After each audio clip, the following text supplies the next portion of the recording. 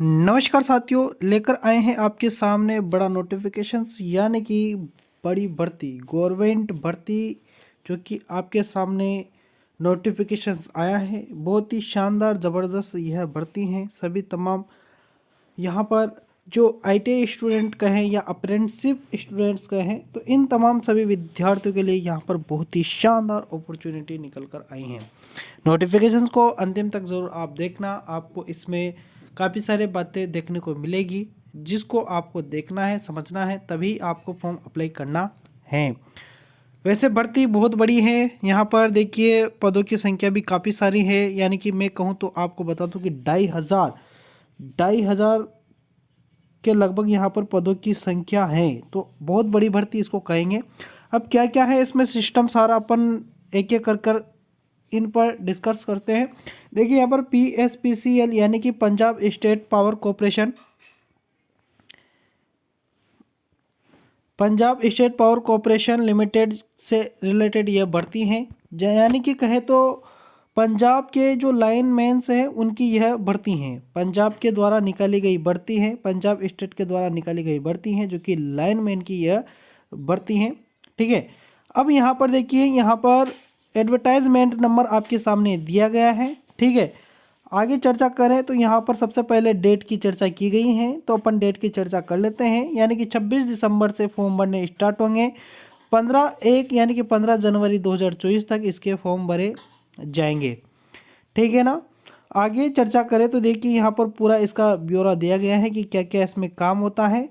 बाकी यहाँ पर आपको 3 साल तक तो ट्रेनिंग दी जाएगी, उसके बाद में आपको परमानेंट किया जाएगा। ठीक है। Government of Punjab from time to time, यानी कि देखिए 3 साल का यहाँ पर आपको क्या दिया जाएगा, यहाँ पर बेसिक यहाँ पर आपको सैलरी दी जाएगी, यानी कि 19,900 रुपये पर मंथ आपको यहाँ पर दिए जाएंगे। ठीक है ना। आगे अपन बढ़ते हैं तो देखिए यहाँ पर सीट्स पर बात करते हैं, यानी कि कितनी पोस्ट यहाँ पर निकाली गई हैं। तो सबसे पहले अपन जनरल कैटेगरी वाले स्टूडेंट्स पर चर्चा करेंगे। तो यहाँ पर जनरल कैटेगरी के जो स्टूडेंट हैं उनके लिए यहाँ पर जो भर्ती निकाली गई है वह भर्ती है 849 भर्ती हैं। ठीक है। 849 यहाँ पर पद निकाले गए हैं अनरिजर्व यानी कि जनरल कैटेगरी वाले स्टूडेंट्स के लिए। इन्हीं 849 में से 240 जो सीटें हैं ये है ओनली महिलाओं की हैं, यानी कि 249 में से 240 तो महिला कैंडिडेट के लिए यहाँ पर भर्ती निकाली गई है जो कि जनरल कैटेगरी की महिलाएं हैं। ठीक है। तो यहाँ पर महिला कैंडिडेट को फॉर्म जरूर भरना चाहिए, क्योंकि अगर आप थोड़ी बहुत भी तैयारी करेंगे ना तो आपको यहाँ पर जॉब मिलने की पूरी संभावनाएं हैं। ठीक है ना। तो यहाँ पर पूरी मेहनत के साथ जो भी महिला कैंडिडेट है जिन्होंने ITI कर रखी हैं वो तो यहाँ पर ज़रूर फॉर्म अप्लाई करना। ठीक है। देखिए यहाँ पर EWS की चर्चा करें तो EWS के लिए अलग से यहाँ पर निकाली गई है पोस्ट जो कि 250 है, और महिला कैंडिडेट के लिए यहाँ पर 75 पोस्ट हैं। SC यानी कि देखिए शेड्यूल कास्ट में है जो कि 250 यहाँ पर पोस्ट निकाली गई है, जिसमें से 100 तो महिलाओं की हैं और 150 यहाँ पर पुरुषों की है, ध्यान रखना। बाकी SC जो कि यहाँ पर सर्विसमैन है या डिपार्टमेंटेड में काम करने वाले हैं उनके लिए 50 पोस्ट है, महिलाओं के लिए यहाँ पर कुछ नहीं है।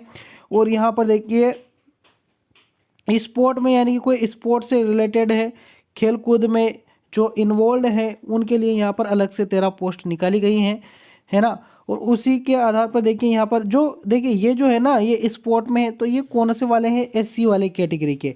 देखिए जनरल वालों के लिए ऊपर बता दिया, AWS वालों के लिए ऊपर बता दिया, SC बाकी सभी ये जितने भी यहाँ से लेकर यहाँ तक की पोस्टें हैं सभी SC वाले कैटेगरी के लिए है। लेकिन यहाँ पर सारा दिया गया है, जैसे कि एक सर्विसमैन है, जैसे कि यहाँ पर स्पोर्ट्स में है, तो इस तरीके से अलग अलग यहाँ पर बांटा गया है। ठीक है ना।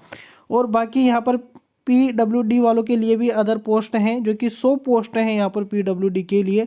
तो इनमें से जहाँ तक हो सकता है ना ये खाली रह सकती है सीटें, क्योंकि इतने बच्चे नहीं मिलेंगे और जो फॉर्म भरेगा ना उनका तो नंबर आ जाएगा। ठीक है। तो यहाँ पर आप देख पा रहे हैं टोटल जो पोस्टें हैं उनमें से 2500 पोस्ट हैं, जिसमें से 837 जो पोस्ट है ना ये महिलाओं के लिए हैं। ठीक है। अब यहाँ पर आगे अपन देखिए यहाँ पर लिखा गया है सारा, आपको ब्यौरा अच्छी प्रकार से भरना है। ठीक है। और वरना फॉर्म रिजेक्ट कर दिया जाएगा। आगे क्राइटेरिया देखते हैं तो किस प्रकार से आप यहाँ पर फॉर्म अप्लाई करेंगे, लेकिन उससे पहले अपन देख लेते हैं कि इसमें आपको क्या क्या चाहिए। देखिए 10वीं पास आप होने चाहिए और साथ ही साथ नेशनल अप्रेंटिसशिप सर्टिफिकेट आपके पास होना चाहिए। यानी कि आप क्या किए हुए होने चाहिए, अप्रेंटिसशिप किए हुए होने चाहिए। ITI की हुई हो या नहीं की हुई हो, लेकिन अप्रेंटिसशिप जरूर किए हुए होने चाहिए। काफ़ी सारी ऐसी अप्रेंटिसशिप होती हैं जो कि बिना ITI किए भी हो जाती हैं, यानी कि 10th के बाद में डायरेक्टली अप्रेंटिसशिप हो जाती हैं। और ये जो अप्रेंटिसशिप है, ज़्यादातर बेहतर तो ये रहेगा कि अप्रेंटिसशिप इसी में की हुई हो, किसी में PSPCL में, यानी कि ये भी अप्रेंटिसशिप करवाता है ना। लाइनमैन के भी यहाँ पर अप्रेंटिसशिप होती हैं, तो इसमें कर रखी है तो बहुत ही अच्छा अवसर आपके सामने है। और अदर भी अगर आपने अप्रेंटिसशिप कर रखी है तो भी आप फॉर्म यहाँ पर भर पाएंगे, ये आप ध्यान रखना, है ना। और बाकी आपके पास अप्रेंटिसशिप तो होना ही चाहिए। अगर आपके पास कोई डिग्री या डिप्लोमा है तो कोई दिक्कत नहीं है, आप फॉर्म भर पाएंगे, लेकिन आपके पास ये तो होना ही चाहिए क्या, तो NSC तो आपके पास होना ही चाहिए, वरना फॉर्म नहीं भर पाएंगे। अगर आपने ITI कर रखी है फिर भी आप फॉर्म नहीं भर पाएंगे, आपके सामने ये होना चाहिए, ठीक है, आपके पास ये होना चाहिए, तभी आप फॉर्म भर पाएंगे, वरना नहीं भर पाएंगे, ये आप ध्यान रखना। बाकी यहाँ पर सिलेबस की चर्चा करें तो यहाँ पर आपके सामने देखिए पहले ही इन्होंने कह दिया नॉलेज ऑफ पंजाब, यानी कि पंजाबी का आपको नॉलेज होना चाहिए, ये आप ध्यान रखना। एज लिमिट पर अगर अपन चर्चा करें तो एज लिमिट यहाँ पर बताया गया है 18 साल से लेकर 37 साल तक की उम्र वाले इसमें फॉर्म भर पाएंगे। और यहाँ पर देखिए 1/1/2023 तक यह कंप्लीट हो जाना चाहिए। बाकी यहाँ पर देखिए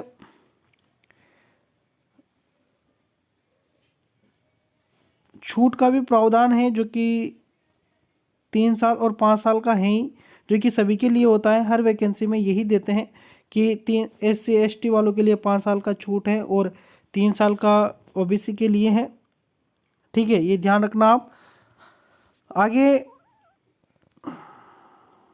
देखिए, आगे अपन चर्चा करें, फॉर्म फीस पर चर्चा करें, यानी कि क्या क्या फॉर्म फीस हैं। तो यहाँ पर शेड्यूल कास्ट यानी कि SC कैटेगरीज के लिए यहाँ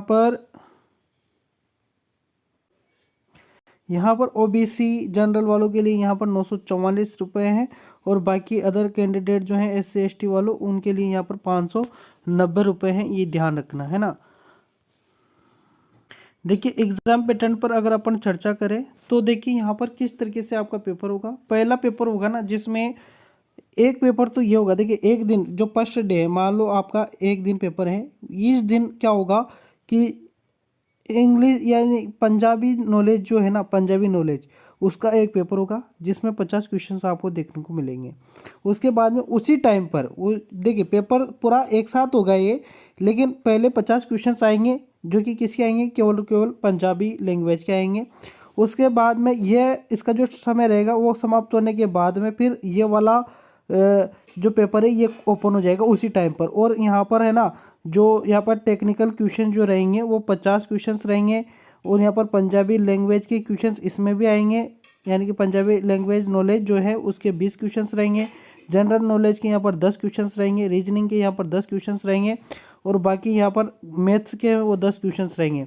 एक बात मैं यहाँ पर आपको बता दूँ, अगर आप इसको पास करते हैं तभी आपके ये वाला पेपर चेक होगा, है ना। मेरिट इसी से बननी है, ठीक है, इसी में आपको मेरिट दी जाएगी। लेकिन यहाँ पर ध्यान रखना, अगर आपने इसमें से, और इसमें कितने नंबर लाने हैं तो मैं आपको बता दूँ, इसमें आपको 25 नंबर तो लाने ही है।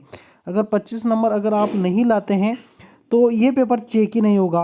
अब ये पेपर चेक नहीं हुआ तो फिर फेल है, इसलिए यहाँ पर 25 नंबर लाने हैं। और एक बात ये फिर भी आप ध्यान रखना कि इसमें कोई नेगेटिव मार्किंग नहीं है, नेगेटिव मार्किंग का यहाँ पर कोई भी प्रावधान नहीं है।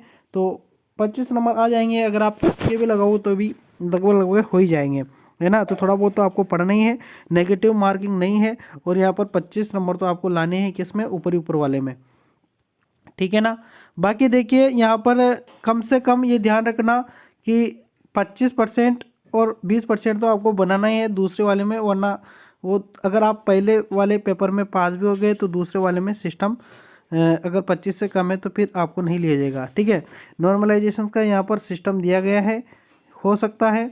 बाकी ये नॉर्मलाइजेशन का यहाँ पर फॉर्मूला भी दिया गया है, ठीक है, इस फॉर्मूले के द्वारा नॉर्मलाइजेशन किया जा सकता है। और बाकी देखिए अदर जानकारी के लिए आप इसके जो नंबर्स है ना उन पर आप फ़ोन कर कर वहाँ से पूछ सकते हैं। ठीक है, जो आपको बात समझ में नहीं आई है, ठीक है, रिलेटेड भर्ती से रिलेटेड कोई भी जानकारी है तो आप जो ऑफिशियल वेबसाइट पर जाना, वहाँ से आपको नंबर मिलेंगे और वहाँ से आप क्या कर सकते हैं, फ़ोन करके वहाँ से डायरेक्टली पूछ सकते हैं। जो जानकारी थी हमने दी है। बाकी अगर कोई भी कन्फ्यूजन आपके हैं तो कमेंट जरूर कर देना, वहाँ पर हम आपका जो कन्फ्यूजन है उसको दूर करने की कोशिश करेंगे। नोटिफिकेशंस आपको हमारे जो टेलीग्राम चैनल है वहाँ पर आपको मिल जाएगा। टेलीग्राम चैनल का जो लिंक है वो हमने डिस्क्रिप्शन में दिया है। अदर वैकेंसीज़ के लिए कमेंट जो डिस्क्रिप्शन बॉक्स है वहाँ पर हमने अदर काफ़ी सारे वैकेंसियों के लिंक दिए हैं, वहाँ से आप अदर वैकेंसी पे भी लॉगिन कर सकते हैं। ठीक है, तो यही थी जानकारी आज के लिए जो कि हमने दी है। अगर चैनल पर पहली बार आए हैं तो चैनल को सब्सक्राइब अवश्य कर लेना, बेल आइकन को भी प्रेस कर लेना, आने वाली जो वैकेंसीज़ रहे उनका अपडेट आप तक जरूर पहुँचे। ठीक है, धन्यवाद।